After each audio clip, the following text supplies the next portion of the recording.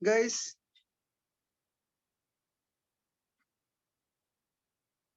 Oke, ya teman-teman di sini kita mulai beasiswa kuliah. Saya Ade Suyitno, Master Bisnis, dan sekarang saya direktur di Desa Inggris Bandung.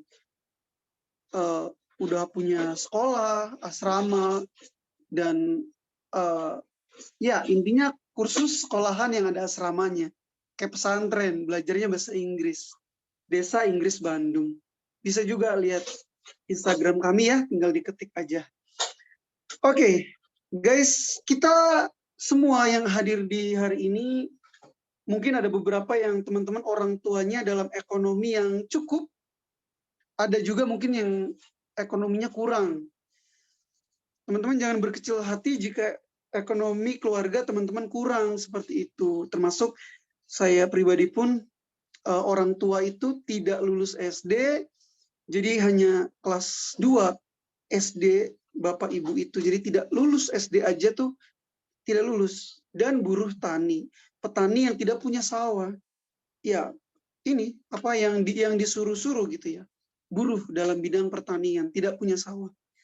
Tapi alhamdulillah ya saya bisa S2, Master Bisnis, bisa ke Inggris, ke Malaysia, ke Singapura, Taiwan, terus alhamdulillah juga sudah mendirikan perusahaan sendiri, yayasan juga, ngebangun sekolahan, dan ya alhamdulillah gitu ya di usia saya yang terbilang ya masih muda juga seperti itu, dan akan terus semakin berkembang tentunya ke depan. Dan semua yang saya ceritakan, pencapaian S1, S2 itu tidak terlepas dengan beasiswa, termasuk saat keluar negeri dan lain sebagainya. Intinya beasiswa ini dapat ngebantu teman-teman juga untuk bisa mencapai sesuatu. Tinggal tugas kitanya memperbaiki diri, ya meningkatkan nilai rapor, aktif dalam kegiatan organisasi seperti itu, mencari informasi-informasi beasiswa, daftar beasiswa seperti itu. Kita masuk ke yang terkait kuliah ya, beasiswa kuliah untuk S1 seperti itu.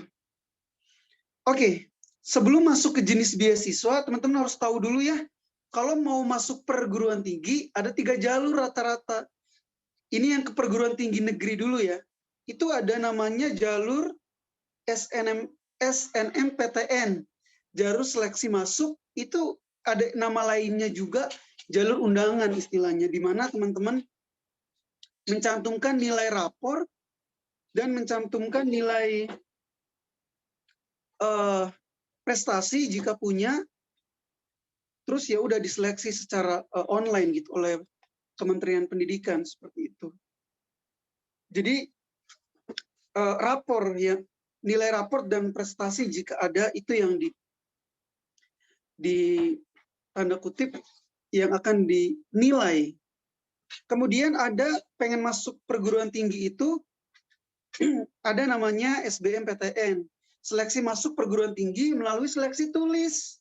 Nah, kalau saya itu pas S1 masuk kampus negerinya seleksi tulis, lewat jalur tulis. Kita tes nih, jalur tulis dan lain sebagainya. Menantang sih memang jalur menulis, jalur lewat jalur tulis atau jalur berbasis komputer ini, karena kita benar-benar tes mengerjakan soal-soal seperti itu. Ada juga jalur mandiri. Nah, dalam seleksi mandiri ini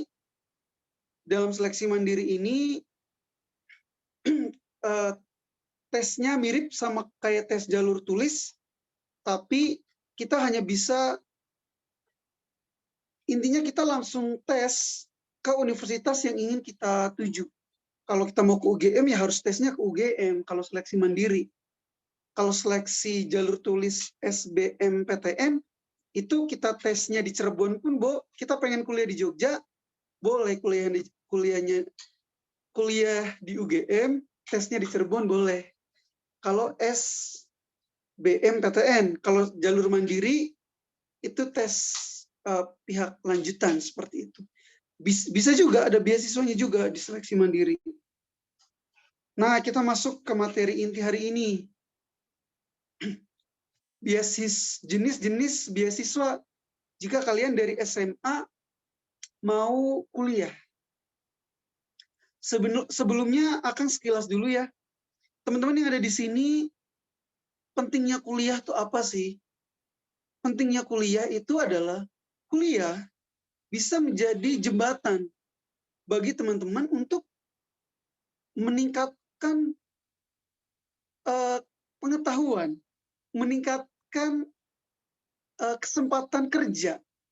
Ujung-ujungnya bisa juga sampai meningkatkan ekonomi keluarga seperti itu. Dalam artian saya sangat yakin kalau saya tidak kuliah, kayaknya saya tidak akan bisa deh ngebangun perusahaan, ngebangun sekolah, nggak akan bisa. Bagaimana orang yang lulusan SMA bisa ngebangun sebuah lembaga pendidikan tinggi seperti itu? Rada sulit juga kan teman-teman. Bagaimana ada peserta didik yang percaya, bagaimana ada investor atau orang yang ingin nge-support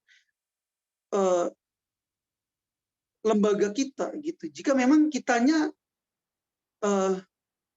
kurang gitu pengetahuan dan pendidikannya seperti itu. Jadi intinya ya kita harus kuliah. Terbagi dua. Kuliah apakah dengan uang keluarga jika keluarganya mampu, atau kalau teman-teman kurang mampu ya lewat beasiswa. Di sini ada nih beasiswa Kartu Indonesia Pintar, atau dulunya namanya beasiswa bidik misi. Ada juga namanya beasiswa etos. Namun yang kita fokuskan hari ini adalah beasiswa Kartu Indonesia Pintar kuliah, atau dulunya bidik misi. Karena itu yang kuotanya paling gede dan ya semua biaya dipenuhi seperti itu. Itu beasiswanya itu, teman-teman boleh catat ya, beasiswanya itu bisa kalian mulai daftar dari bulan Februari 2023 saat kalian SMA. Sekarang ya kalian SMA kelas 3. Itu Februari 2023 tuh, Februari awal tuh kalian harus udah mulai nanya-nanya ke guru BK, bimbingan konseling kayak gitu. Bu, aku mau daftar beasiswa Kartu Indonesia atau dulunya beasiswa bidik misi. Kalian bisa nanya syaratnya, yang belum lengkap bisa dilengkapi persyaratannya, seperti itu. Kemudian, guys, saya termasuk yang tidak kebagian nih beasiswa dari jenis beasiswa bidik misi. Kenapa belum kebagian? Karena saya kuliah 2009, sedangkan beasiswa bidik misi itu baru ada 2010 atau 2011. Jadi pas saya belum ada beasiswa bidik misinya. Akhirnya saya dapat beasiswanya bukan itu. Kalau saya waktu S1 dapat beasiswanya itu beasiswa saat sudah kuliah. Sudah kuliah 1,5 tahun, baru dapat beasiswa. Nama beasiswanya, nama beasiswanya itu beasiswa PPA dari Kementerian Pendidikan dan beasiswa Bank Indonesia, seperti itu.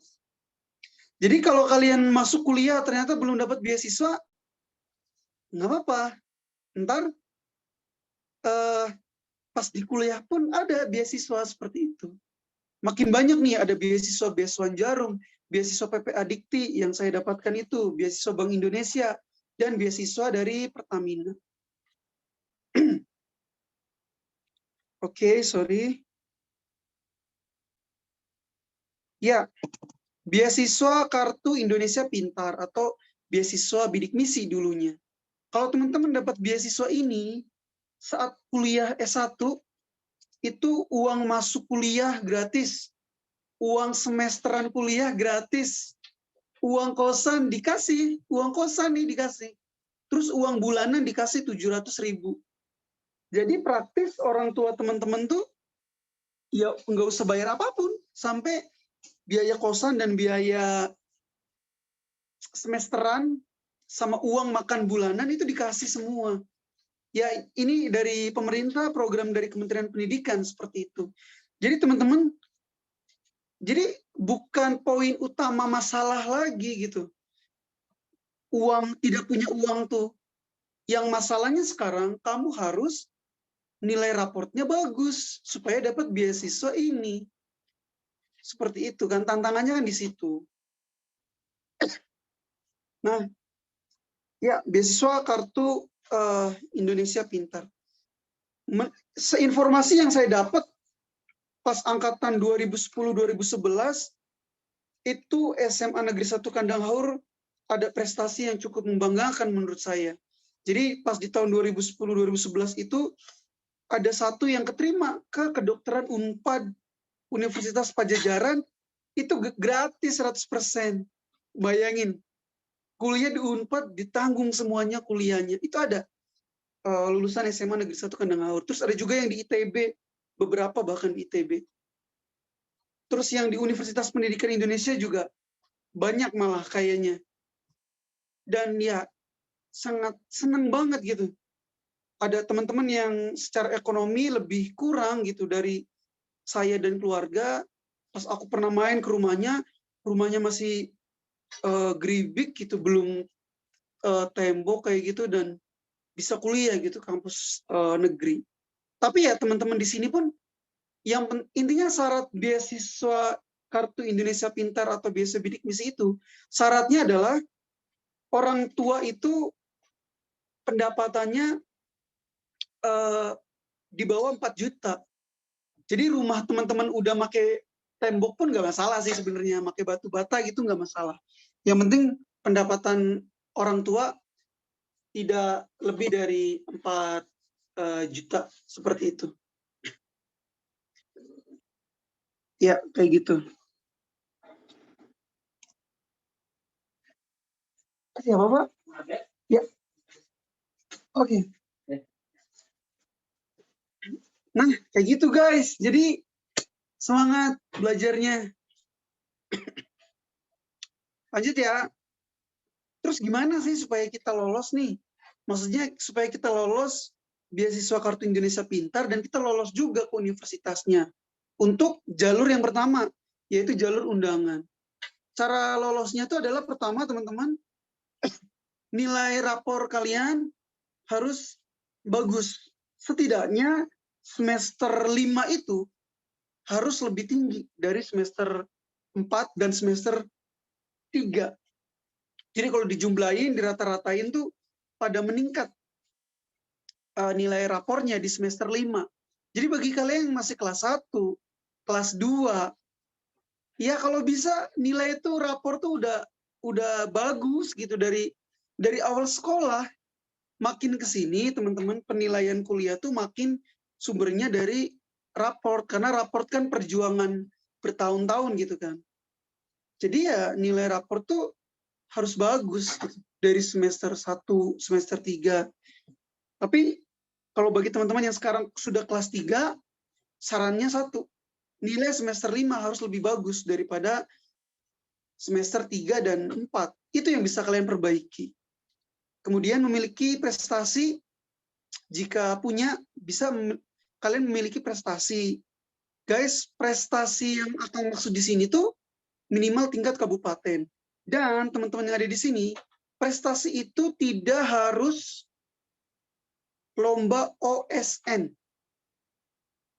Tidak mesti OSN lomba yang harus kalian menangkan supaya masuk perguruan tinggi negeri. Kalian juga bisa ikut lomba menulis esai dari universitas-universitas negeri, itu boleh. Seperti itu. Kalau kalian ingat, Akang 3 hari yang lalu membagikan info lomba. Kayak membuat tulisan pendapat gitu. Cobain. Itu juga kalau kamu menang, itu prestasi juga seperti itu. Jadi kalau kalian yang belum berhasil, OSN tidak masalah. Coba ikuti lomba-lomba lain. Lomba membuat tulisan, lomba membuat puisi, lomba terkait olahraga, itu nggak apa-apa. Dan kalian masih ada waktu nih. Namun tidak wajib. Jika bisa ada, kalau belum punya nggak apa-apa.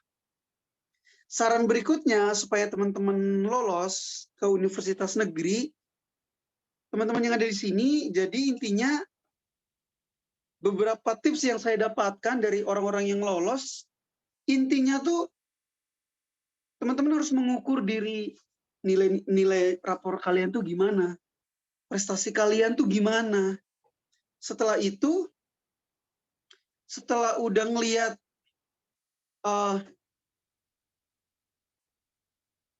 daya ini kalian ya, kalian tuh batasnya ada di mana, maka harus disesuaikan. Pilih perguruan tinggi dan pilih jurusannya itu disesuaikan. Disesuaikan dalam artian, ya kalian semampunya gimana gitu. Kalau memang kalian nilainya tinggi banget raportnya, terus diskusi sama guru dan sama orang tua, mau nyoba universitas yang besar sekalian, UI misal, Unpad, UGM, ya silahkan gitu. Namun bagi teman-teman yang dirasa, waduh, nilai aku bagus tapi nggak yang terbaik nih di SMA, ya teman-teman bisa coba universitas grade lapis selanjutnya. Misalnya Universitas Pendidikan Indonesia, UIN Bandung, IPB misalnya, bisa seperti itu. Atau ada kampus negeri yang baru tuh di Tasikmalaya, Universitas Siliwangi. Menurut saya nggak apa-apa, tetap dicoba aja gitu. Walaupun mungkin belum bisa ke universitas yang 5 besar di Indonesia, UI, UGM, Unpad, ITB, coba pilih kampus 12 besar.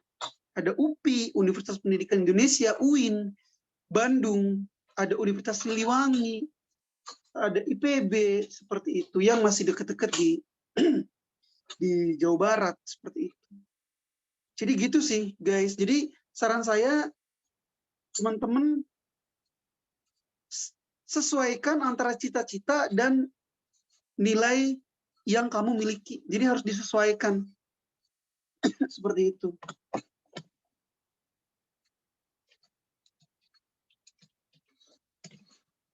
Oke. Pesannya apa? Pesan dari Akang adalah, guys, nilai raport semester 5 itu harus lebih tinggi dari semester sebelumnya.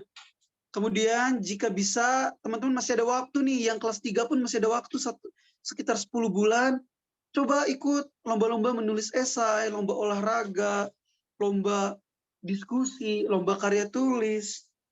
Coba ikuti lomba bahasa Inggris. Coba ikuti guys, itu akan menambah nilai juga gitu. Walaupun tidak wajib ya, prestasi tidak wajib. Tapi kalau bisa diusahakan, coba diusahakan. Bisa kontak ke guru-guru kalian. Teman-teman yang udah masuk grup gabung kan, kalian udah masuk grup IKA alumni kan yang saya buat. Ya udah tetap bergabung aja di grup itu, silahkan nanya. Ntar aku juga kalau menemukan beberapa lomba yang cocok, aku informasikan lombanya ke grup. Kalian coba buat tim, coba ikuti lombanya. Kesulitan, ada Pak Rasto, ada Pak Dimas, ada saya, Pak Ade. Kita juga, karena kita udah kuliah sampai S2, ya insya Allah kita bertiga paham gitu bagaimana membuat tulisan tuh bagus, seperti itu. Gitu ya guys. Nah, beasiswa Kartu Indonesia Pintar itu, kalau mengikuti programnya yang SNMPTN, itu ntar intinya kalian bisa nanya ke guru BK, seperti itu. Ke guru BK dan guru yang menangani terkait itu. Oke, guys, terima kasih. Kalau dari saya, seperti itu. Silakan dua penanya jika ada. Dipersilakan dua penanya jika ada, boleh keluarkan suaranya aja. Terima kasih Kang Ade. Oh, halo, Dims. Oke, udah absen kuliahnya? Izin dulu. Atau pakai HP itu aja, Zoom, pakai HP istri, terus ya udah ikut numpang, ikut numpang login aja di Zoom. Oke, ya kalau teman-teman belum ada yang ingin ditanyakan, ntar kita akan masuk ke sesi 2. Dim, ntar aku jadiin co-host, di share screen sendiri aja ntar ya. Aku jadikan co-host. Aku jadikan host nih. Silakan di-approve. Terus, ya ntar Pak Restu juga. Ya udah dijadikan host, ntar tinggal share screen. Teman-teman, kalau belum ada yang kepikiran untuk bertanya, nggak apa-apa. Kalau ada kepikiran nanya, chat aja di grup. Ya, Caesar, Esa Ramadan, boleh? Bapak mau tanya, ya. Misalkan apa sih kuliahnya kayak orang tua nggak mendukung, tapi saya ingin itu kuliah, gimana Pak solusinya? Agar orang tua setuju gitu, ingin kuliah ke perguruan tinggi. Ya, saran saya teman-teman, saran saya, jika orang tua teman-teman kurang mendukung, bisa jadi biaya, faktor paling utama adalah faktor biaya. Oleh karena itu, ada sesi hadir hari ini, sesi ini, grup WhatsApp yang kalian temui itu hadir, supaya mendorong kalian, coba ikut daftar beasiswa. Jadi Esa Ramadan, coba kamu hubungin guru BK, Bu, aku mau ikut beasiswa Kartu Indonesia Pintar Bidik Misi. Bagaimana caranya, apa yang harus saya persiapkan. Menurut saya, orang tua pun kalau lewat jalur beasiswa, di mana orang tua nggak usah nyiapin biaya apapun, ya dia pasti akan setuju gitu kalau lewat beasiswa. Bahkan sampai di kampus swasta pun, seperti Universitas Wiralodra misal, atau Universitas Pasundan, atau Unswagati di Cirebon, ada jalur beasiswanya yang kuliahnya bisa gratis juga di swasta. Jadi kamu harus nyari banyak info, entah di kampus negeri, berarti beasiswa bidik misi, Kartu Indonesia Pintar, nanya ke guru BK dari sekarang. Terus pas udah waktunya kamu kelas 3, cari informasi beasiswa-beasiswa dari jaga-jaga ya, dari universitas-universitas swasta. Kalau dapat beasiswa mah, orang tua pasti nyetujuin. Misal aku kuliah S2, master bisnis, kurang lebih menghabiskan sekitar 150 juta, terus berkegiatan waktu ke Inggris 50 juta, 200 juta. Orang tua pasti nggak ada uangnya, kalau uangnya dari orang tua. Terus dari mana, Kang? Ya dari beasiswa, kita cari beasiswa, hingga kita dapat. Poinnya di situ sih guys. Jadi aku ngerti banget ada beberapa orang tua yang, wah nak, kamu nggak bisa deh untuk kuliah. Kenapa nggak bisa untuk kuliah? Karena ya nggak ada uangnya. Solusinya, hubungi guru BK, tanya berbagai jalur beasiswa, baik di kampus negeri ataupun di kampus swasta, ikuti proses beasiswa itu. Usahakan, coba dulu beasiswanya. Orang tua mau, pasti dia ngizinin, orang beasiswa kan nggak butuh biaya gimana-gimana kan. Seperti itu. Gitu. Jadi tetap semangat ya. Tinggal kamu tanya guru BK ada beasiswa apa aja, kamu perbaiki nilai rapornya dan lain sebagainya. Oke, Oppo A3S boleh suaranya. Hai, Ya. permisi, saya mau bertanya, bagaimana sih Kak cara, kan misalnya nih, kita tuh udah dapat beasiswanya, bagaimana Kak cara buat mempertahankan beasiswa itu? Neng, namanya Neng, nama dan kelas ya. Barangkali nanti dapat door prize buku, saya tidak kesulitan nyari orangnya. Kalau Oppo susah nanti. Baik Pak, nama saya Ayu Prihatna Putri dari kelas 10 MIPA 2. Siapa Neng? Oke. Siapa tadi? Ayu Prihatna Putri Pak. Dari Ayu Prihatna Putri. Kelas? 10 MIPA 2 Pak. 10 MIPA 2 ya. Ya, terima kasih Pak. Iya, teman-teman yang ada di sini, pas akhirnya kalian kuliah, cara mempertahankan supaya beasiswa itu terus kalian dapatkan sampai lulus, nilai kuliah kalian tuh harus minimal 3. Nilai 3. Jadi kalau kuliah tuh nilai tuh 0 sampai 4. Kalian tuh minimal nilainya selalu 3 minimal. 3 tuh selevel 7 lah. Kalau 0 sampai 10, 3 tuh selevel nilai 7. Dan itu cukup mudah sebenarnya teman-teman. Jadi solusinya apa? Saat kalian udah mulai kuliah, coba kamu terhubung dengan lulusan SMA, alumni SMA, kamu yang kuliah di kampus itu, dan coba tanya-tanya gitu, bagaimana jenis tes supaya tidak kaget karena kan jenis tesnya beda ya kalau kuliah. Berikutnya, kalau di organisasi perjurusan kuliah itu selalu mengadakan belajar bareng dengan kakak tingkat. Ikuti belajar bareng itu. Ikuti, pasti akan bermanfaat dan pasti akan membuat nilai kuliah kamu tuh bagus. Tentunya selain faktor-faktor bantuan belajar dengan kakak tingkat tadi, kamu juga harus semangat belajar sendiri. Harus semangat, harus rajin seperti itu karena ya kita yang akan menentukan nilai itu seperti itu. Tapi kalau saya pribadi cukup bermanfaat tuh saat belajar sama kakak tingkat, sangat-sangat membantu hingga nilai kuliah tuh tinggi seperti itu. Oke, seperti itu dulu ya guys. Ntar ada sesi lanjutan sama Kang Dimas, ada sama Pak Rasto juga. Jadi yang mau nanya boleh nanya aja di chat. Ntar bisa dibales, bisa sama Pak Dimas, bisa sama saya juga. Yang mau nanya lewat chat aja dulu. Kita masuk ke sesi kedua dengan Kang Dimas. Ini Pak Rasto, Kang Dimas, ini kita di record ya supaya biar bisa kita bagikan juga, biar bisa lebih bermanfaat juga. Oke, terima kasih guys. Tapi saya masih stay kok. Sok silakan tanya aja di chat kalau ada yang ingin ditanyakan. Kita masuk ke sesi 2. Ya, Kang Dimas dipersilakan. Ya, presentasi 15 menit dari sekarang.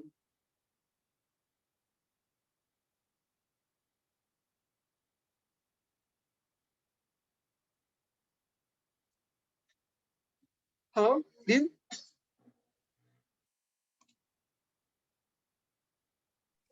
Siap, sedang diupload. Sebentar ya. Oke. Ya, atau apa? Oke, sudah muncul. Udah muncul. Mantap, Oke. aman. Yuk. Nah, langsung saja ya, karena supaya cepat dan kita efisien waktunya. Suara saya terdengar? Jelas, terdengar jelas. Oke, Tapi oke, kayaknya oke. speakernya memang harus lebih dekat ya ke mulutnya. Gini ya. Nah, jelas ya. Oke, Nah, ya dengar. silakan. Oke. Ini kok nggak geser-geser. Oke, ini saya perkenalkan diri ya. Perkenalkan, nama saya Dimas Dujatama. Pendidikan dulu waktu S1, pendidikan sosiologi di UPI, sama dengan Kang Ade dulu waktu S1-nya. Kemudian lanjut S2 di jurusan ilmu politik di Universitas Pajajaran, dan sekarang masih kuliah S3 di hubungan internasional di Unpad. Dan aktivitas sekarang saya mengajar, tenaga ahli di bidang pertahanan, penulis, dan salah satu pemilik lembaga riset ya, lembaga riset Aksara, dan beberapa karya dari yang pernah saya buat ada 2 ya, ada Post Warfare dan Ancaman Keamanan Nasional, dan juga Sosiologi Militer. Tapi berhubung bukunya sudah ada, jadi belum bisa bagi-bagi dulu nih kayak Kang Rasto. Tapi nanti suatu saat ada kesempatan, mungkin akan saya coba bagi-bagi lagi ya. Langsung saja. Kuliah dan menentukan masa depan ya. Kadang-kadang sesuatu hal yang membuat kita galau ya ketika kelas 3 SMA. Begitupun saya dulu dengan Kang Ade, apalagi satu angkatan, itu dulu kalau udah mikirin kuliah itu kadang-kadang punya latar belakang masing-masing ya. Yang pertama dari jurusan, dari universitas, yang kadang-kadang saya nih kira-kira kemana nih, jurusan mana nih gitu kan, terus memilih universitas yang mana tuh ya. Apalagi dulu kan kita terkotak-kotakan dengan IPA dan IPS ya. Waktu SMA saya kelas IPA, waktu itu Kang ada IPS, jadi ada mungkin sedikit berbeda dengan sekarang ya. Sekarang katanya sudah tidak menggunakan jurusan, jadi bisa lintas. Dulu agak sulit, jadi kita harus benar-benar istiqomah sama jurusan yang kita pilih ketika SMA gitu kan. Nah, tapi mungkin kita akan diskusikan terkait hal tersebut karena ini merupakan salah satu hal yang penting ya, terkait jurusan dan universitas, karena ketika kita salah maka nyeselnya mungkin akan lama gitu kan ya. Saya sendiri mungkin sedikit sharing saya pernah mengalami yang namanya salah jurusan ya, salah memilih jurusan dan kurang pengetahuan terhadap universitas. Jadi waktu saya SMA dulu, yang taunya kampus itu cuma satu doang, UPI doang gitu kan. Jadi kalau udah ada lulus, udahlah sana aja daftar. Apalagi saya terpengaruh oleh beberapa teman-teman, termasuk Kang Ade dulu yang ngajak udah ke Bandung aja gitu kan. Saya di Bandung mau jurusan apa gitu, mau universitas apa. Makanya saya kenapa bisa menceritakan ini karena ada pengalaman saya pernah salah gitu memilih jurusan dan akhirnya ngulang. Dampaknya apa? Ya dampaknya kuliahnya lama gitu kan. Kuliahnya lama, kita buang-buang waktu, yang lain sudah di mana, kita masih di mana gitu kan. Nah, intinya seperti itu. Kemudian cara memilih jurusan dulu nih. Nah, ada beberapa cara-cara agar kita bisa memilih jurusan yang tepat. Nah, kenapa sih saya bisa mengatakan ini padahal kan saya salah memilih jurusan dulu? Ya itu memang jadi sebuah pengalaman, tapi ketika S2 dan S3 akhirnya itu tidak terjadi karena saya memilih jurusan yang tepat. Dampaknya apa? Dampaknya ya taruhlah ketika saya S2 lah. Saya S2 itu dari beberapa tahun yang disediakan kampus itu bisa lulus kurang lebih 3 semester bisa selesai S2 dengan cepat. Itu kan karena kita passionnya ada di situ gitu. Nah, yang pertama kita kenali passionmu dulu melalui prestasi gitu. Sama mungkin yang tadi sudah disebutkan Kang Ade. Kenapa Kang Ade tadi mengajak kalian untuk ikut lomba, menulis dan lain itu untuk ngetes gitu, untuk ngetes sebetulnya passion kalian itu ada di mana sih? Kemampuan kalian itu ada di titik mana gitu kan. Sehingga dari passion kalian menimbulkan prestasi. Dari prestasi akan menuju ke masa depan. Contoh misalkan di bidang olahraga, dari olahraga itu salah satu jalur yang menurut saya bisa fast track ya, bisa jalur cepat ketika kita ingin kuliah dan juga karir. Nah, karena kan kalau misalkan kita dari olahraga, jalur prestasi, nanti kita jadi atlet pun kita akan diapresiasi. Gitu. Nah, jadi tentukan dulu nih passion kamu di mana. Nah, kalau kalian mungkin melihat sosok Kang Ade lah, Kang Ade itu kenapa sekarang bisa jago nulis gitu kan, bisa punya lembaga dan bisa melakukan beberapa tulisan-tulisan yang bagus karena sejak SMA, sejak kelas 2 itu saya masih ingat Kang Ade tuh kalau ada lomba tulisan ikut. Bahkan dulu waktu SMA saya berapa kali kalah Kang dari Kang Ade soal tulisan ini. Jadi memang kita punya harus punya kemampuan untuk mengukur diri bagaimana kita mencari passion, itu yang pertama. Yang kedua itu cari jurusan sesuai dengan kepribadian.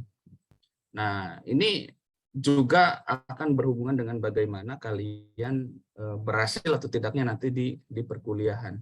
Karena kalau misalkan jurusannya tidak sesuai dengan kepribadian, mungkin tanda kutip lah, kasarnya kalian akan cupu sendiri di kelas gitu. Misal kalian karakteristiknya tanda kutip suka ke alam-alam dan lain-lain. Kemudian masuk jurusannya taruhlah jurusan tata boga gitu misalnya, itu kan agak kurang sesuai dengan karakteristik. Jadi kalian harus mampu memilih bagaimana jurusan yang dapat menginterpretasikan diri kalian. Selanjutnya sesuaikan dengan psikotes mandiri. Nah, mungkin kelemahan orang-orang di generasi saya itu akses untuk melakukan psikotes itu sangat-sangat jarang ya, gitu ya. Sangat-sangat sedikit. Online nggak bisa, sekarang bisa online. Jangankan online ya, dulu kita HP masih GPRS, masih monokrom, gimana ngakses kuliah gitu kan. Mau akses kuliah ya harus datang ke kampusnya langsung, itu mungkin kelemahan di kita. Jadi untuk mengukur diri kita sendiri saja kita tidak tahu pada saat itu.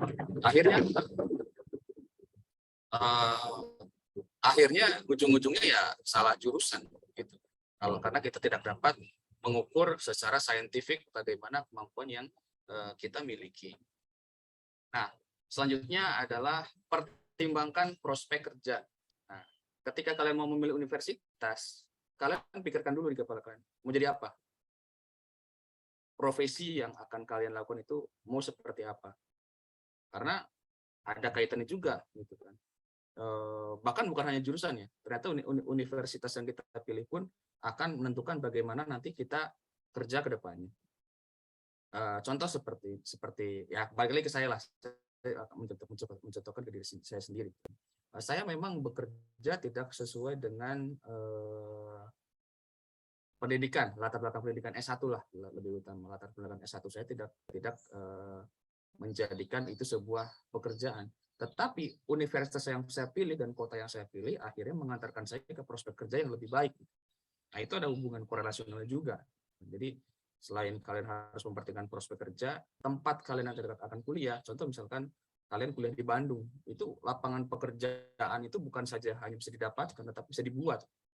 Nah, bukan berarti di Indramayu juga tidak bisa, ya bisa. Balik lagi, bagaimana kalian mempunyai passion-nya kemana, kemudian prospek kerjanya kalian kemana. Kalau kalian misalkan punya prospek kerjanya di Indramayu, ya konsekuensi kalian, gitu kan. Balik lagi kan, gitu kan. Tapi ketika kalian misalkan bertandang kuliah di kota-kota besar, gitu kan, kalian juga akan mendapatkan circle atau dapat lingkungan yang akan menunjang bagaimana kalian akan bekerja nanti ke depannya. Karena kerja itu sebetulnya adalah kita membangun circle atau masuk ke dalam sebuah circle. Jadi dari sekarang kalian harus mempertimbangkan bagaimana prospek kerja yang akan datang. Oke. Kemudian, nah ini yang juga mungkin menurut saya kesalahan, tapi untungnya saya kesalahannya positif ya. Pastikan tidak mengikuti orang lain, nggak ikut-ikutan ya. Jadi ya saya cerita lagi ke masa saya SMA lagi. Saya juga dulu ikut-ikutan sebetulnya karena memang ketidaktahuan saya, kurang sosialisasi, sulitnya akses internet dan lain-lain. Akhirnya ada yang ngajak, ayo ke Bandung aja kuliah, ke Bandung tanpa tahu jurusan apa, universitas apa. Akhirnya apa masukkan ngasal gitu kan. Itu pun untungnya masuk gitu. Untungnya masuk dan diterima gitu kan. Bukan cuma saya aja yang seperti ini. Ada juga dulu rekan satu kosan yang bahkan ketika dia ikut tes melalui jalur rapot, itu yang ngisi jurusannya temannya sendiri. Nah, itu salah satu hal yang harus dihindari ya, karena akan berhubungan dengan bagaimana kenyamanan kalian ketika kuliah dan juga prospek kerja di masa depan. Itu kan maksudnya bekerja dan kuliah itu kan tidak sebercanda itu. Harus direncanakan, harus dibuat strategi yang matang agar kalian mampu menyelesaikan dengan baik dan bekerja di tempat yang baik. Nah, selanjutnya cari jurusan yang dapat memotivasi kamu, gitu ya. Nah, jadi kalian harus punya jurusan yang kira-kira dapat memotivasi, menjadikan kamu, wah saya harus ke sana nih, harga mati ke jurusan ini, gitu kan. Karena apa? Itu akan berkaitan dengan bagaimana semangat kalian dalam belajar, mengejar jurusan yang kalian inginkan, dan harus punya dua opsi ya. Kenapa sih harus punya dua opsi ya? Kalau satu opsinya hanya satu, kalian tidak punya cadangan ataupun rencana, dan ya ujung-ujungnya nggak kuliah. Nah, itu banyak yang terjadi di angkatan saya, gitu kan. Nah, kemudian belum.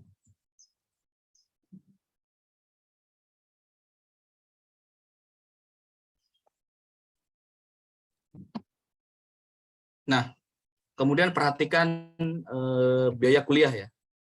Nah, ini yang harus jadi perhatian juga buat kalian, perhatikan biaya kuliah karena masing-masing kampus itu memiliki cara masuk yang berbeda, dan cara masuk tersebut akan berpengaruh terhadap bayaran yang kalian harus bayar ketika memasuki perkuliahan nanti. Ada uang pangkal, ada uang lain-lain. Walaupun ada shortcut melalui beasiswa, cuma kalau kalian merasa tidak mampu di salah satu universitas, ya kalian harus pikirkan bagaimana biaya yang harus kalian keluarkan. Ya. Nah, selanjutnya pilih kampus yang tepat dan memotivasi. Nah, ini mungkin ya walaupun tadi saya ceritakan bahwa saya dulu ikut-ikutan dan lain-lain, yaitu karena ada sebab dan akibat. Nah, sebab begini saya ceritakan, mungkin ini juga salah satu aib saya ya. Di sini saya yakin tidak pernah ada yang memiliki ranking di atas 30 dari kelas 2 ataupun kelas 3 ataupun kelas 1. Saya pernah mengalaminya ketika saya kelas 2 dan kelas 3 SMA semester 4, 5, 6 itu saya tidak pernah ada di bawah ranking 30. Rata-rata ranking 33, 34 dari 35 siswa. Gimana nggak minder kan? Logikanya kan gimana nggak minder, gimana saya tidak takut untuk memilih universitas ketika ranking saya di sekolah saja bisa 33. Itu kan apalagi ketika saya ingin kuliah kan, ya kalau ya circle di saat itu di kelas saya kan, oh ngapain kamu kuliah ranking aja 33 gitu kan, nilai aja kecil-kecil, ngapain siapa lagi milih-milih kampus negeri kan. Nah cuma balik lagi ketika saya punya circle yang lain yang memotivasi saya, akhirnya saya menemukan kampus yang menurut saya memotivasi ya, apapun itu saya harus di Bandung. Oh ternyata di Bandung ada kampus UPI, ya udah saya daftar di sana. Nah, itu yang bahkan saya jadikan motivasi hingga saya sekarang bisa kuliah S3 di kampus yang negeri juga. Gitu ya. Nah, ini kalian harus menentukan motivasi ke kampus kalian itu apa. Gitu kan. Jadi jangan hanya sekedar gaya-gayaan saja, tetapi motivasi tersebut harus murni melihat beberapa aspek, baik biaya, lokasi, dan lain-lain. Ingat ya, tempat juga menentukan. Misalkan kalian ingin kuliah tapi keuangan keluarga terbatas, misalkan ya kan banyak kota-kota di Indonesia yang memiliki kos yang cukup rendah untuk anak-anak kuliahan. Bandung saya kira tidak terlalu mahal ya biaya hidupnya. Kalau kita ada di beberapa titik dan tahu triknya tidak terlalu mahal. Di Solo, di Jogja itu biaya hidupnya tidak terlalu mahal. Cuma kalau kalian mau di Jakarta atau di Surabaya itu kan beda lagi. Jadi kalian harus riset terlebih dahulu kota yang akan kalian tinggali sebelum memilih ya jurusan dan kampus. Nah, kemudian cara memilih universitas. Di sini banyak faktor ya sebetulnya ya. Ya, lokasi, tadi balik ke cost, size, reputation, diversity, sports program, jarak dari rumah, distance from home gitu. Nah, tapi ada beberapa hal yang mungkin saya garis besar, saya jadikan titik utama agar kalian memilih aspek-aspek ini dalam memilih universitas. Nah, yang pertama, tentukan dari kalian ya sebelum kelas 3 lah atau kelas 2 bahkan mungkin kelas 1, tentukan kalian akan masuk ke kampus mana, mau ke negeri, mau ke swasta ataupun kedinasan, karena dari ketiganya berkaitan juga dengan masa depan kalian.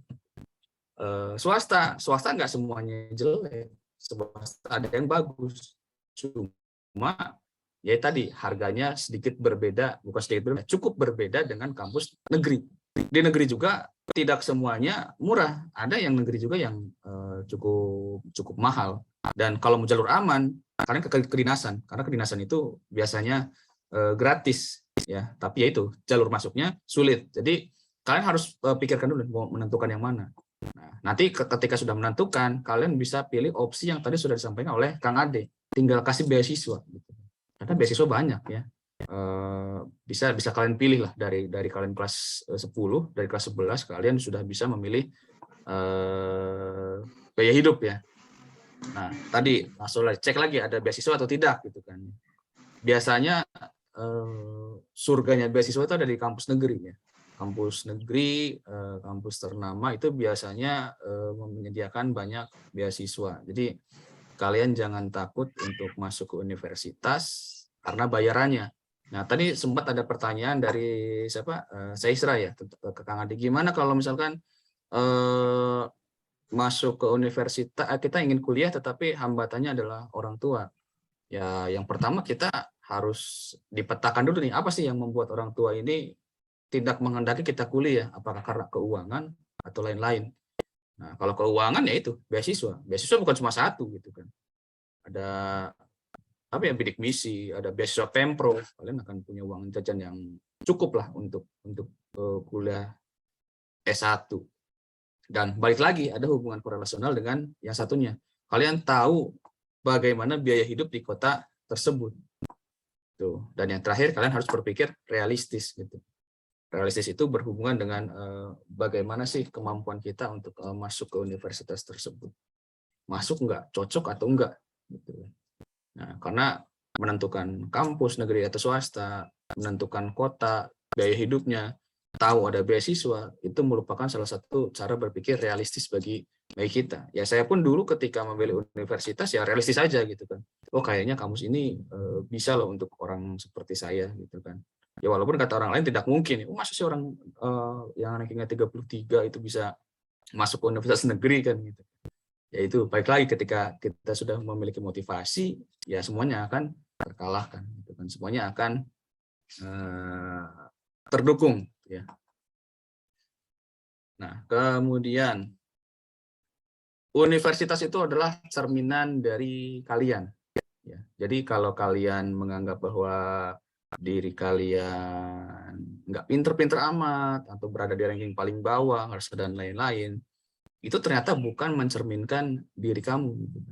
Ketika kamu memilih universitas yang sesuai, maka ya udah itu cerminan diri kamu. Karena balik lagi ke motivasi tadi, bahwa motivasi tadi akan mempengaruhi bagaimana pola belajar, cara belajar, dan strategi kalian dalam belajar. Dan itu saya bisa berhasil membuktikannya dan bisa sampai ada di posisi sekarang karena itu. Gitu ya. Saya memilih ya. Dims, untuk presentasinya 2 menit lagi. Ntar akan disela dulu sama Pak Rasto. Sisanya kita standby untuk tanya jawab lebih panjang dengan anak-anak. Oke, siap. Ini slide terakhir, hampir terakhir. Ya. Nah, kemudian kalian juga harus membuat perbandingan antar universitas ya. Jadi jangan hanya memilih satu universitas tunggal, tapi kalau sedang harus punya plan B lagi, sama seperti kita yang di jurusan. Jadi jurusan yang dipilih itu harus universitas yang dipilih harus dibandingkan dengan universitas opsi yang bisa kalian pilih ya. Nah, bagaimana caranya kalian dapat menghadiri pameran universitas ya? Kalian dapat menghadiri ada ya Uniday atau mungkin akan diselenggarakan oleh sekolah alumni ya. Kalau kalian memang memiliki motivasi yang tinggi terhadap kuliah, jangan sungkan-sungkan untuk mengikuti pameran-pameran tersebut. Nah, ini ada beberapa logo-logo kampus. Saya doakan di sini semoga kalian dapat berkuliah di kampus-kampus ini. Ya, saya doakan dan semoga kalian dimudahkan dan dilancarkan. Terima kasih. Amin. Thank you, Dimas. Ya. Guys, selanjutnya masuk sesinya Pak Dr. Rasto dulu. Habis itu kita baru sesi tanya jawab ya. Tapi kalau teman-teman udah mulai gatel pengen nanya, lewat chat aja dulu. Ntar akan dijawab di sesi terakhir. Oke, Bapak Rasto dipersilahkan.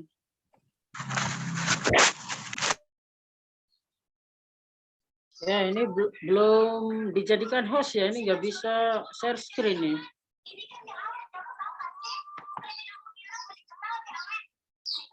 Halo Kang Ade.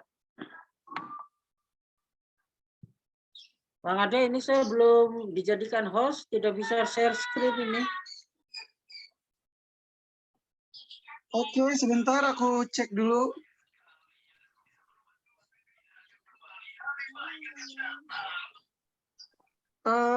Atau share screen aja ya lewat saya ya.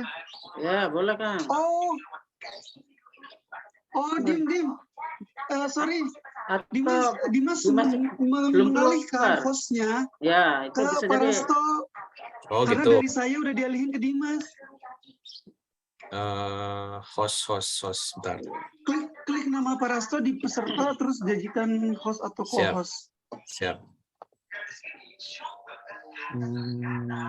Ya. Atau co-host aja, Dim, kalau ada. Sudah. Iya, oke.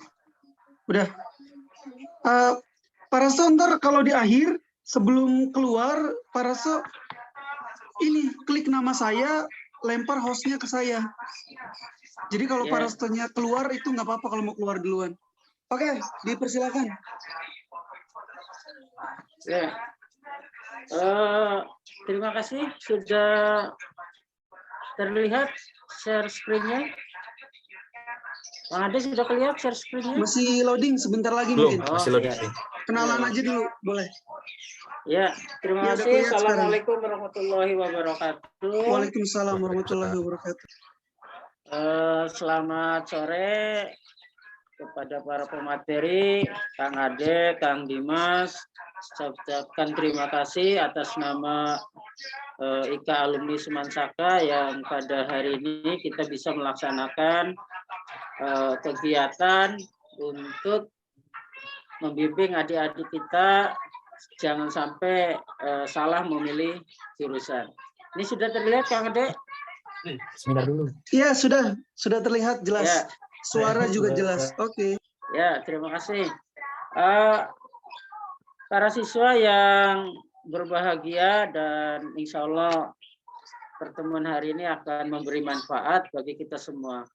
Tadi pemateri sebelumnya Kang Ade dan Kang Dimas ini alumni Bandung.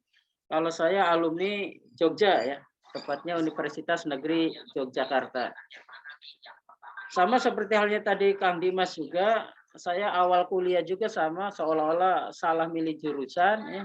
Tetapi kemudian setelah saya menikmati dan akhirnya alhamdulillah di jurusan sejarah ya, saya pendidikan sejarah. Kemudian saya bisa ke S2 dan ke S3 ya. Pada kesempatan kali ini saya diberi amanah dari Kang Ade untuk membahas tentang kuliah dan tantangannya. Ya, ini biodata saya. Ya. Jadi saya anak pertama, nah, Kang Ade adik saya yang kedua, teman-teman atau para siswa ya.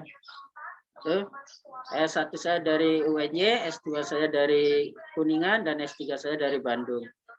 Saya dinas utama di SMA Negeri 1 Trisi, kemudian juga saya di STKIP Al-Amin sebagai ketua LPM, dan di UT Indramayu sebagai tutor. Moto hidup saya, orang yang sukses adalah orang yang mempunyai mimpi, disiplin, ya, pandai memanajemen waktu, dan bermanfaat bagi orang lain. Ini sebagai the power of dream saya, bahwa membuat buku adalah sebuah mimpi, ternyata bisa diwujudkan jika kita ada kemauan. Berikutnya, ya, ini ada pendapat dari Walt Disney bahwa if you can dream it, you can do it. Artinya, jika Anda memiliki ingin mewujudkan sebuah mimpi, ya, atau ingin mendapatkan sebuah mimpi, sebenarnya Anda dapat melakukan itu. Ini juga sama, ya.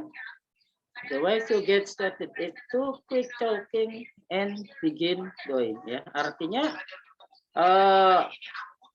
ada jalan lah ya untuk cara memulai kita ya, dengan cara apa yang ingin kita tuju dalam hidup ini, bahwa kalau kita ingin kuliah maka ya kita diskusi dengan teman, diskusi dengan orang tua ya, mulailah melakukan itu sehingga mimpi kita akan terwujud. Dalam hal ini kalau kita ingin kuliah maka jangan dipendam dalam hati saja ya, tapi sampaikan juga, ceritakan juga ke teman-teman bahwa saya ingin kuliah di Unpad, saya ingin kuliah di UPI, saya ingin kuliah di UNY ya. Setelah itu ya lakukan langkah-langkahnya seperti tadi yang sudah disampaikan oleh Kang Dimas tadi ya, dan juga bagaimana kita bisa mendapatkan beasiswa seperti yang sudah disampaikan oleh Kang Ade. Kalaulah kuliah ini adalah puncak gunung es ini ya, maka there is no substitute for hard work. Artinya kalau kita ingin mencapai tujuan kita ya, seperti kuliah itu adalah sebuah puncak gunung es, maka tidak ada kata yang lain atau kata ganti yang lain kecuali adanya kerja keras. Ya, ini ya kata-kata yang cukup mengena bagi saya, yaitu ucapannya Nelson Mandela bahwa it's always seem impossible until it's done. Artinya pada awalnya kita melihat sesuatu itu impossible, tidak mungkin ya, sampai kemudian kita bisa melakukannya ya. Sehingga akhirnya Anda katakan bahwa saya ingin kuliah secara gratis, saya ingin kuliah dan mendapatkan beasiswa. Insya Allah, I'm possible. Ya. Kita mampu, kita bisa, kita dapat. Nah, sekarang bagaimana kalau Anda ingin menjadi mahasiswa yang cerdas? Ya? Karena setelah tadi mendapatkan beasiswa, bagaimana memilih jurusan yang tepat?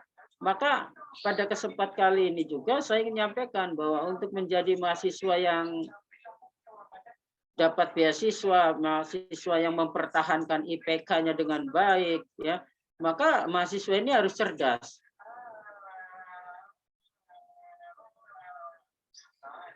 Ya, kita perhatikan dulu bahwa pembelajaran abad 21 itu diawali dari bagaimana kemudian kita mengetahui sesuatu, ya. Kemudian kita bisa melakukan sesuatu, kemudian kita bisa menjadi sesuatu, dan yang terakhir tentunya bagaimana kemudian kita bisa hidup bersama di masyarakat.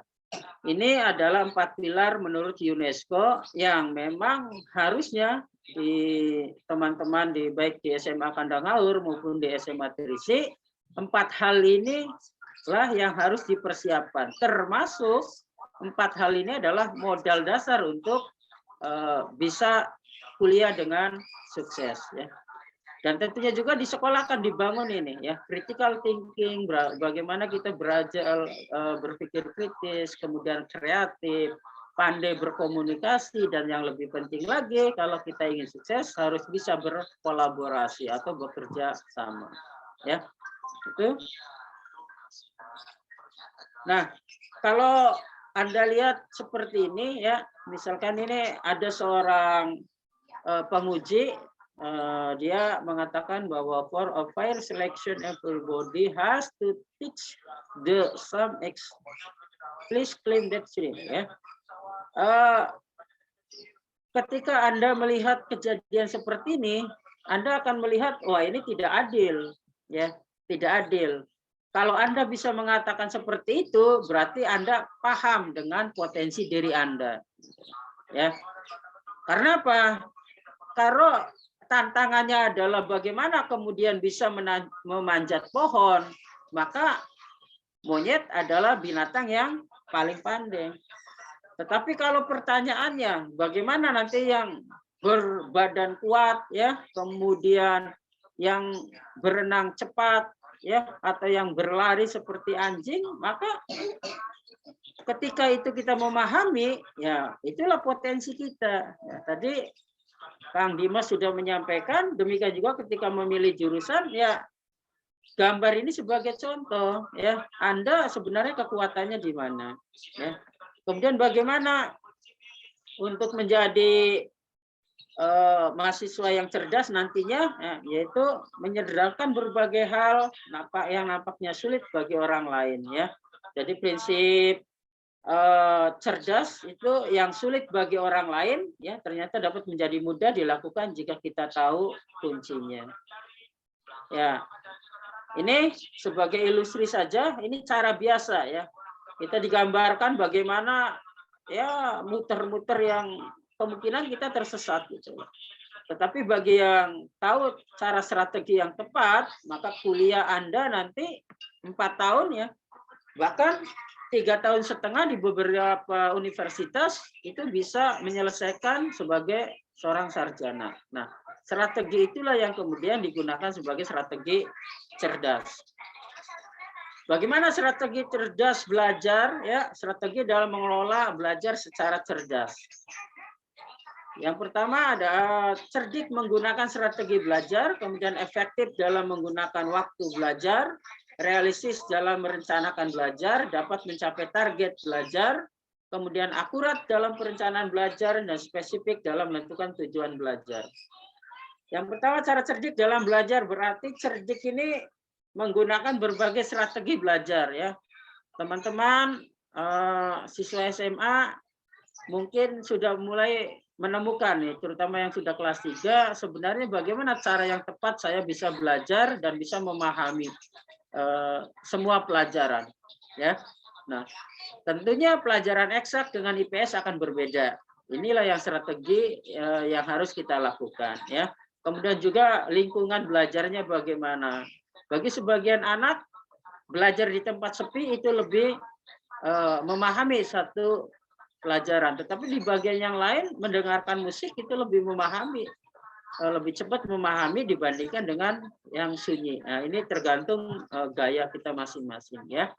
Kemudian efektif dalam belajar berarti bahwa dalam mengelola waktu untuk belajar, ya, mungkin bekerja, mungkin nanti suatu saat kita berkeluarga juga, kegiatan sosial dan bersantai, ini harus dikelola dengan baik ya. Juga kadang ketika Anda nanti jadi mahasiswa, kadang yang kedua ini ya, waspada terhadap pemborosan waktu ya. Mungkin asik dengan nanti shopping-shoppingnya ya, sehingga kemudian lupa bahwa ada tugas kuliah yang belum diselesaikan. Berikutnya adalah realistis ya dalam belajar, membuat tujuan belajar jangka pendek dan jangka panjang ya realistis ya. Teman-teman, saya ketika awal masuk di dulu IKIP Jogja ya namanya, IKIP Negeri Yogyakarta, itu saya membuat papan ya, papan yang kemudian saya buat menjadi 4 tahun ya. Setiap tahun saya belah lagi menjadi semester 1, semester 2 sampai kemudian semester 8. Setiap semester saya tandai IPK target saya berapa ya. Jadi setiap semester saya mentargetkan IPK saya dan tentunya setiap semester target saya terus menaik. Nah, tetapi juga saya realistis ya, ketika semester 1 target tidak tercapai, maka semester 2 saya menganalisis apa yang kemudian yang salah sehingga kita tidak bisa mencapai target IPK ya. Bagi teman-teman siswa ya, IPK 3 minimal 3 itu adalah sebuah keharusan ya. Tentunya lebih tinggi dari 3 itu lebih baik ya, karena ketika kuliah Anda jangan minta nilai 80 atau 90 ya. Nilai tertinggi itu nilainya 4 ya, dengan skala 1 sampai 4. Berikutnya adalah dapat mencapai tujuan yang sudah disusun ya.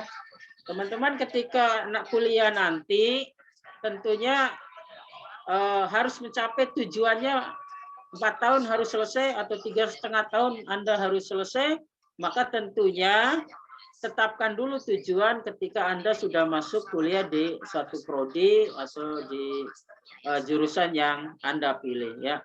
Tentunya yang lebih penting adalah bagaimana motivasi dalam diri itu tetap terjaga ya, dari awal kita masuk sampai kemudian kita lulus ya. Alhamdulillah ketika saya S1 ya, saya menyelesaikan 4 tahun 3 bulan itu termasuk mahasiswa tercepat ya. Bahkan saya wisudanya dengan angkatan 95. Artinya bahwa strategi yang saya terapkan itu sudah tepat dengan IPK di atas 3. Kemudian atur juga untuk menyusun tujuan belajar ya. Ketika menentukan tujuan itu harus akurat dan dapat diukur. Tadi saya katakan semester 1 saya targetkan IPK saya 3,5 misalkan. Di semester 8 nanti IPK saya adalah harus cum laude atau dengan pujian, berarti harus di atas 3,51 misalkan. Itu harus dapat diukur. Jangan targetkan setiap semester saya harus lebih baik, itu tidak bisa diukur ya. Maka indikatornya harus jelas. Kemudian spesifik dalam menyusun tujuan belajar ya. Target-target apa yang harus kita ukur ya, target-target apa yang kemudian menjadi kelemahan kita, maka kelebihan kita tingkatkan, kelemahan kita berusaha kemudian kita penuhi lagi, atau kemudian kita belajar bagaimana kekurangan kita kemudian bisa diminimalisir ya. Kemudian ini ya, nanti kita ada tujuan jangka panjang, misalkan kuliah selesai 5 tahun atau kuliah selesai 3,5 tahun. Perlu yang adik-adik siswa ketahui bahwa maksimal kuliah di S1 itu adalah 7 tahun ya. Jika Anda lebih dari 7 tahun, maka di pangkalan data PD Dikti Anda akan dikeluarkan. Makanya ya, tetapi minimal juga ada ya, minimal 3,5 tahun itu bisa selesai kuliah. Maka targetkan berapa tahun Anda mau kuliah S1 ya. Kemudian tujuan jangka menengah ya tadi, setiap semester 2 semester kedua targetnya berapa, semester 4 targetnya berapa, dan seterusnya. Nah, boleh juga dibuat bagan seperti ini ya, untuk bisa menentukan bagaimana nanti Anda kuliah ya. Nah, ini salah satu contoh pengalaman belajar mahasiswa ya. Yang pertama, kita harus kenali diri. Gaya belajar kita tentu akan beda dengan orang lain ya. Kemudian yang kedua, menerapkan strategi belajar. Bagaimana belajar itu yang kemudian mengena bagi kita. Atau kita lebih paham dengan mendengarkan musik misalkan.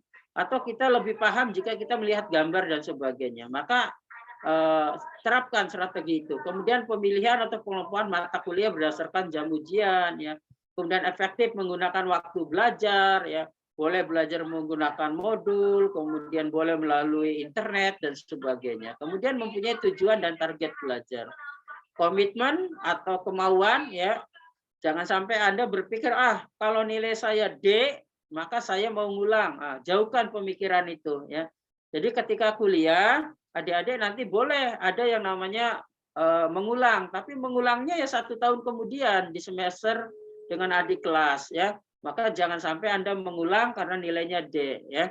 Kemudian mencari informasi segala hal, ya, tentang kegiatan kampus dan sebagainya, ya.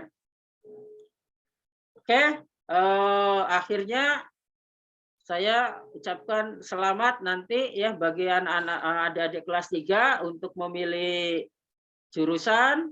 Nanti silakan berdiskusi lagi ya dengan Kang Ade dan Kang Dimas.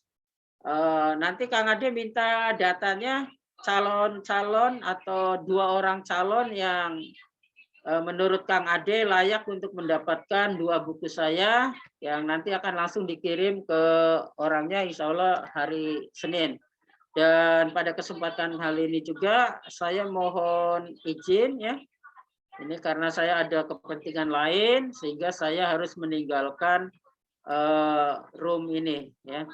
Terima kasih Kang Ade dan Kang Dimas, nanti silakan dilanjutkan dengan diskusi. Saya akhiri. Wassalamualaikum warahmatullahi wabarakatuh. Waalaikumsalam warahmatullahi wabarakatuh. Kang, jangan lupa itu klik nama saya terus dijadikan host dalam data peserta. Diklik namanya, ntar jadikan host. Iya, siap. Ini sedang di ini. Oke, teman-teman, terima kasih udah pada hadir. Ya, silakan jika ada yang ditanyakan sekarang tanya jawab bebas.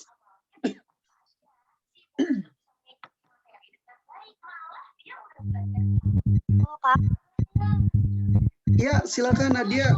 Boleh nanya ke saya, boleh nanya ke Dimas. Ya. Ya sudah Atau Kang kita Ade jawab ya. dua-duanya. Kang Ade sudah dijadikan host. Terima kasih Kang, Mangga. aman. Ya, Mangga dilanjutkan Kang Ade. Terima kasih. Oke. Ya, terima kasih. Nadia silakan. Misalkan kita nih minat ya Kak dapat beasiswa di luar negeri, itu tuh bakal lebih susah atau kesulitan apa yang bakal kita hadapi nanti? Ya, intinya kuliah atau beraktivitas di internasional gitu ya, di luar negeri maksudnya. Iya Kak. Iya, intinya tantangan terbesarnya tentu menurut saya saat saya beraktivitas di internasional itu intinya permasalahan tertinggi itu ada 2. Pertama, kemampuan bahasa Inggris dalam menulis. Biasanya orang Indonesia tuh kurang gitu. Kalau berbicara mulai pada bisa, namun kemampuan bahasa Inggris menulis karena kan tugas-tugasnya menulis ya. Jadi ya kalau mau kuliah ke luar negeri harus bisa menulis dalam bahasa Inggris. Itu yang pertama. Yang kedua, kemampuan terkait menulis bahasa Inggris. Kemudian selanjutnya ini tentunya ada tes-tes yang harus kalian lalui sebelum kuliah ke luar negeri itu. Ada namanya tes bahasa Inggris TOEFL, ada tes bahasa Inggris IELTS kayak gitu. Nah itu perjuangannya cukup lumayan ya untuk kita meraih skor yang cukup hingga kita bisa studi ke luar negeri. Intinya saat kita skor bahasa Inggris TOEFL atau IELTS-nya sudah terpenuhi, itu dipastikan masalah terkait bahasa dan kependidikan bisa teman-teman lalui sih. Sisanya ya tinggal kalian harus lebih rajin belajarnya seperti itu, kemudian terus mulai belajar juga menulis esai dan lain sebagainya. Intinya ke arah itu sih. Jadi ya sebelum kita mengalami kesulitan itu, kalau kita bercita-cita ke arah situ ya sebelum kuliah ke luar negeri harus dilengkapi dulu berbagai halnya seperti itu. Gitu. Lanjut, Nur Fauzi, silakan. Iya, terima kasih untuk waktunya. Mungkin saya mau menambahkan pertanyaan dari siswa yang baru saja bertanya ya. Mungkin untuk masalah mencari beasiswa ke luar negeri itu bisa dicari infonya di LPDP, di website LPDP. Di situ akan banyak sekali menemukan info tentang kuliah di luar negeri dengan mendapatkan beasiswa. Atau bisa juga di Instagram, di media sosial lainnya, itu banyak info tentang itu. Jadi sekarang tuh dunia ada di genggaman, jadi kalian bisa cari di handphone, di internet ya gitu. Jadi di media sosial juga sekarang sudah banyak. Anak-anak kan sekarang mainnya Instagram. Jadi silakan kalian di Instagram tuh jangan hanya berteman dengan teman-teman yang sekolah ya. Jadi di Instagram bisa follow LKMPT, juga bisa follow info tentang SNMPTN, bisa follow tentang SBMPTN, LPDP juga termasuk yang kuliah beasiswa ke luar negeri itu. Itu aja sih. Terima kasih. Oke, terima kasih. Oh, ternyata ini Ibu. Maaf Bu, kirain aku peserta SMA. Ya, terima kasih. Betul banget apa yang tadi Ibu sampaikan. Jadi, teman-teman, ada beberapa beasiswa. Ntar mungkin Kang Dimas juga masuk beasiswa yang tadi Ibu udah menyampaikan namanya beasiswa LPDP. Sekarang tuh beasiswa LPDP juga ada yang buat mau masuk SMA ke S1, bisa dalam, apalagi mau ke S2, ada dalam negeri dan bisa juga ke luar negeri. Ya syarat-syaratnya dipenuhi ya teman-teman, dan teman-teman bisa googling juga atau bisa nanya di grup nih. Insya Allah aku dan Kang Dimas tidak akan keluar dari grup itu ya. Kalian bisa nanya di grup. Kang Dimas, ada beasiswa apa lagi atau informasi tambahan apa lagi, silakan. Menanggapi ini ya, Teh Nadia pertanyaannya. Jadi sebetulnya hanya sedikit menambahkan dari apa yang sudah disampaikan dengan Kang Ade sama Ibu Nur Hojianti ya. Jadi kalau memang kalau kalian ingin menambah beasiswanya, kalian bisa di Instagram itu coba pilih negara mana yang akan kalian tuju, misalkan mau ke Belanda gitu kan. Kalian tinggal cari aja PPI Belanda. Nah, itu kan banyak mahasiswa-mahasiswa yang terhimpun di kampus-kampus di Belanda. Nanti kalian tanyakan ada beasiswa apa saja di sana gitu kan. Jadi sebetulnya kalau beasiswa LPDP mungkin dari dalam negeri, siapa tahu dari pihak negara Belandanya memberikan beasiswa. Itu banyak sih jalur shortcut yang seperti itu. Karena mungkin kalau di Indonesia LPDP sudah banyak ya saingannya berat dan lain-lain. Jadi alternatifnya mungkin kita ya udah kenapa nggak ke negara lain aja kita ngambil beasiswanya gitu. Nah, itu bisa menjadi salah satu opsi. Nah, ini ada pertanyaan lagi nih Kang Ade nih dari Ayu Prihatna. Saya jawab ya karena Oke, silakan. pas banget nih. Ke prestasi-prestasi yang kita dapat dari SMP dan SMA itu akan berguna atau berpengaruh tidak untuk beasiswa? Sangat berpengaruh ya, sangat berpengaruh. Mau sampai kuliah pun itu prestasi akan masih bisa digunakan. S1 apalagi, S1 itu yang saya tahu di Unpad itu ada jalur yang pakai jalur prestasi. Jadi kamu daftar itu hanya pakai sertifikat dan penghargaan yang pernah didapatkan ketika SMP ataupun SMA. Nah, nanti kalau kalian mau lanjut S2 juga bisa. Saya salah satunya waktu S2 itu pakai jalur prestasi. Jadi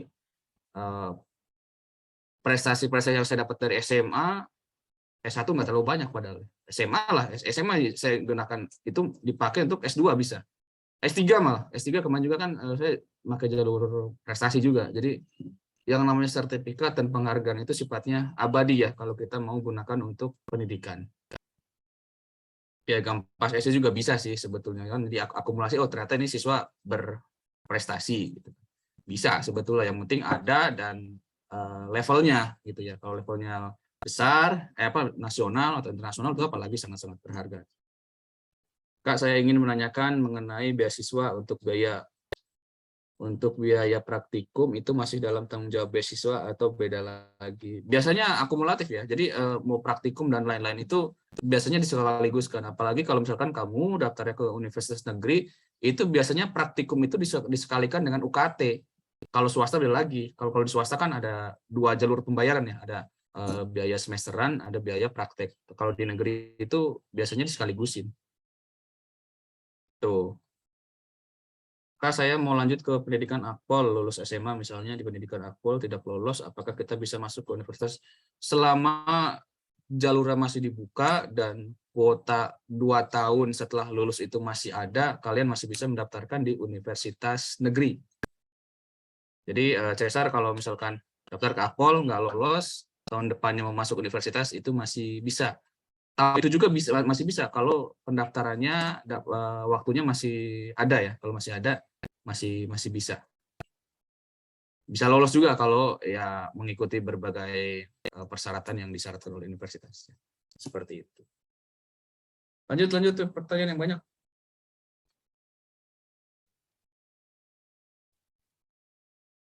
Apakah syarat untuk mendaftar beasiswa itu membolehkan untuk kalian sambil bekerja? Boleh, bahkan nikah juga boleh. Ekstrimnya seperti itu sih, karena ya banyak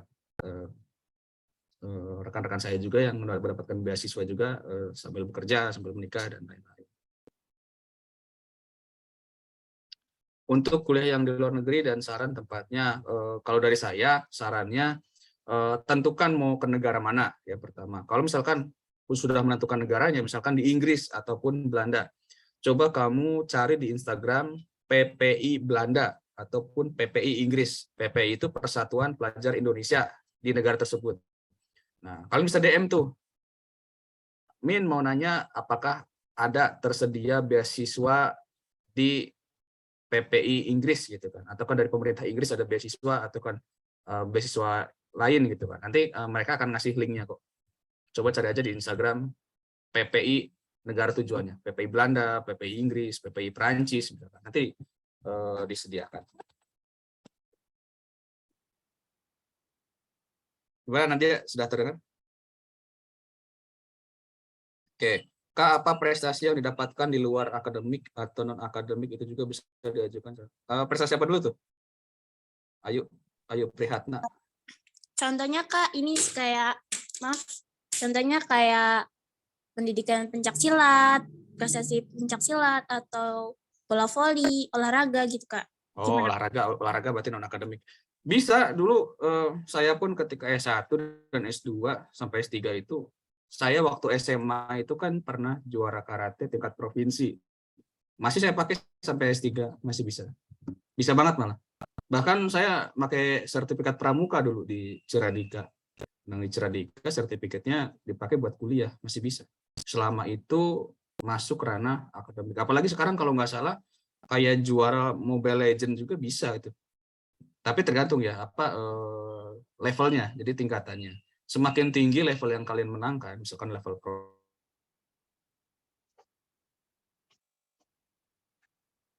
provinsi atau level nasional, maka peluang kalian untuk masuk seperti itu.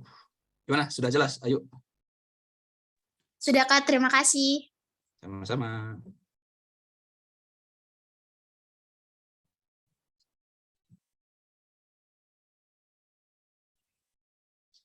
Kak, kalau sertifikat yang kita dapetin hilang, waduh. Setahu saya itu harus asli. Jadi kalau ada fotonya agak-agak sulit ya, apalagi kalau fotonya kurang jelas. Kalau scan mungkin agak-agak masih bisa kalau scan. Tapi kalau foto biasa, setahu saya agak sulit ya. Itu.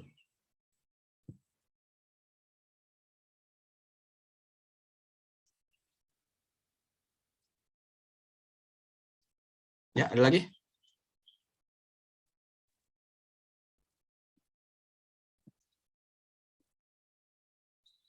Nah, Kang Ade mau bertanya. Saya bertanya ke Kang Ade lah. Apa kabar Kang Ade? Halo, kabar baik. Udah Sorry nih, saya tadi sambil kuliah nih. kuliahnya udah? Belum.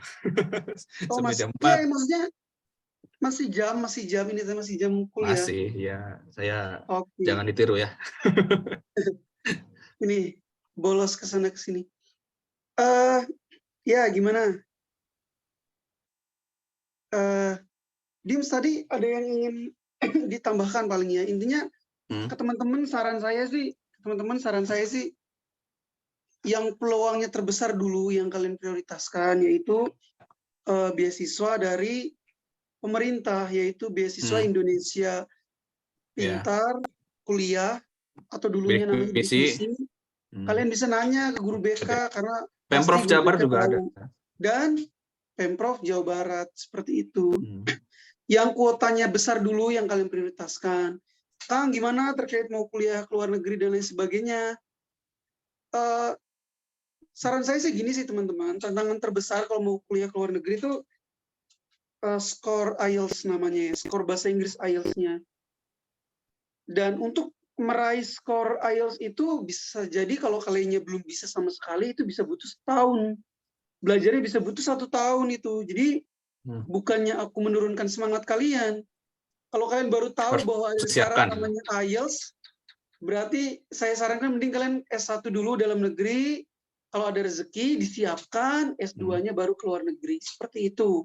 Karena kalau kalian mau memaksakan langsung ke luar negeri, ya buktinya, misal kalian belum dapat hari ini skor IELTS kamu berapa.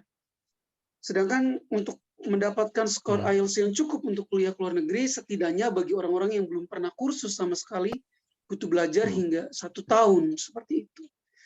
Solusinya apa kan? Ya, S1 mau aja coba, dulu nggak apa-apa, fokus. Iya. Sarannya sih S1 dulu fokus dalam negeri, S1 sambil jalan siapkan untuk kuliah S2-nya ke luar negeri. Tapi kalau mau nyoba dulu penasaran, ya silahkan. Ntar juga bisa kalian sadar sendiri saat memang udah tahu persyaratannya ada skor sertifikat bahasa Inggris IELTS kayak gitu. Itu sih. Coba aja dulu. Ya kayak gitu sih guys. Terus ya itu ya ternyata ada beasiswa dari Pemprov Jawa Barat, Jawa Barat Future Leader kayak gitu, itu dicoba. Dan aku juga menyarankan juga ke teman-teman, cobain juga beasiswa-beasiswa dari kampus swasta. Ada Universitas Pasundan, Universitas Unswagati, itu juga bagus-bagus juga gitu. Swasta dan ada pertanyaan lagi tuh. Bagus. Ya, gimana yang belum terjawab nih? Yang Muhammad Rizky, kalau nggak Muhammad Rizky, Bagaimana caranya melatih? maksimalkan waktu belajar?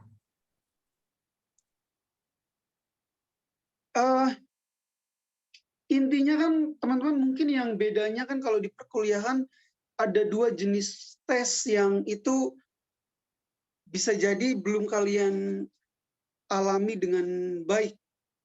Yaitu jenis tesnya pertama bentuk tesnya tuh esai analisis yang akan cukup bisa panjang tuh, satu soal bisa rada panjang jawabannya karena memang harus analisisnya detail kayak gitu. Ada juga ntar tugas kuliahnya itu membuat makalah tapi beda sama makalah yang pernah teman-teman buat di SMA.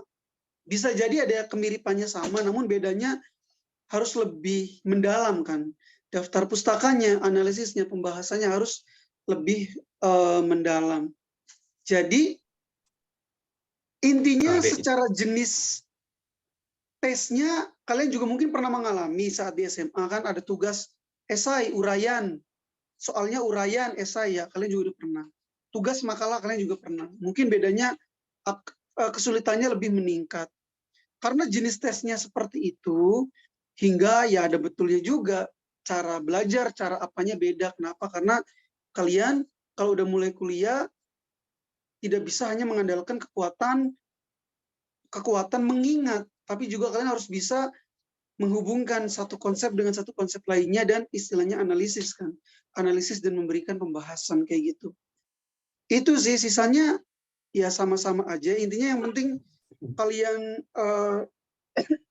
rajin, intinya harus lebih rajin sih daripada pas SMA gitu. Mungkin Kang Dimas juga, saya juga pas SMA, ya bisa dibilang nyantai banget gitu SMA itu. harusnya sih nggak nyantai juga SMA. Kalau kita punya cita-cita yang tinggi gitu, S1 di ITB, di UI, harusnya jangan nyantai juga, karena emang udah terlanjur kejadian, kuliah di Kita SMA pun cukup. menyesal ya Kang Ade nggak belajar serius dulu. Jadi Iya, karena cukup sebetulnya nyantai kita baru punya potensi insaf-insaf dapat pas, kampus yang lebih besar karena iya, santai, jadi ya gitulah. baru insaf-insaf Jadi kita kesampaiannya di S2. kelas 3 ya, baru rada-rada semangat belajar kelas 3 ya, bulan Oktober, bulan Insaf. November baru insaf. Ya untung masih keterima kampus negeri, insafnya telat. Intinya ya lebih baik kalian sekarang ada di semester berapa? Semester 1. Rapor harus bagus dari semester 1. Kalian ada kelas 2, semester 3 harus rapotnya bagus semester 3. Kan sekarang saya kelas 3, rapot semester 5 harus bagus biar dapat beasiswa bidik misi itu. Ya intinya kalian di fase mana, syukuri yang ada, terus coba tingkatkan. Segera insaf, segera perbaiki. Yang punya pacar putus dulu lah sementara mah. Fokus dulu belajar. Kegiatan nongkrong-nongkrong kurangi dulu, fokus belajar, karena biar dapat kuliah yang kampus yang bagus. Kang Dimas dipersilakan melanjutkan.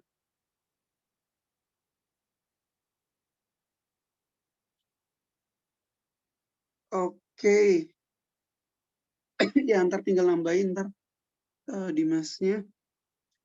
Jadi saat ada pertanyaan bagaimana memaksimalkan waktu belajar saat kuliah, intinya tipsnya mungkin kalian juga udah tahu, tipsnya sederhana.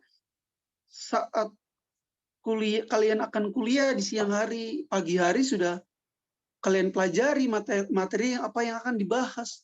Tipsnya itu aja sih. Kalau udah pulang ke rumah, dibaca-baca lagi materi yang udah didapatkan supaya paham. Kemudian kalau mengerjakan tugas, usahakan beberapa hari sebelum tugas itu dikumpulkan kalian udah selesai. Intinya itu aja sih. Sebelum masuk kuliah dibaca dulu pelajarannya. Setelah pulang kuliah dibaca lagi.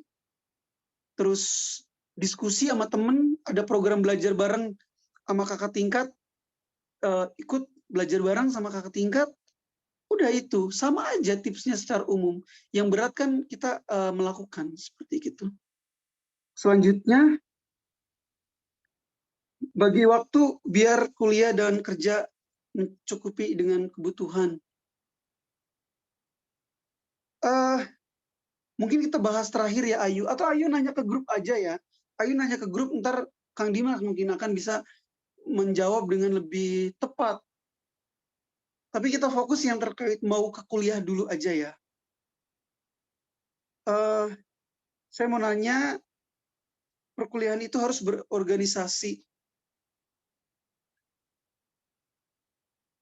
Ya intinya, teman-teman saat teman-teman kuliah, terkait berorganisasi, secara wajib itu tidak wajib. Nah, tapi tetap saya menyarankan kalian untuk ikut 1 sampai 2 organisasi, jangan terlalu banyak juga. Terus ya udah gitu, organisasi biasanya sore hari setelah selesai kuliah. Dan jangan sampai kuliah terganggu nih sama organisasi, karena tugas kamu dari orang tua, tugas kamu kalau dapat beasiswa adalah ya kuliah. Organisasi jangan berlebihan, secukupnya aja, seperti itu. Cara bagi waktunya ya kalau udah waktunya kuliah, organisasi ya cukup sore hari, seperti itu. Jangan sampai organisasi memakan banyak waktu hingga kuliahnya terganggu. Guys, mungkin pertanyaannya fokus dulu aja nih tentang cara-cara proses kuliah.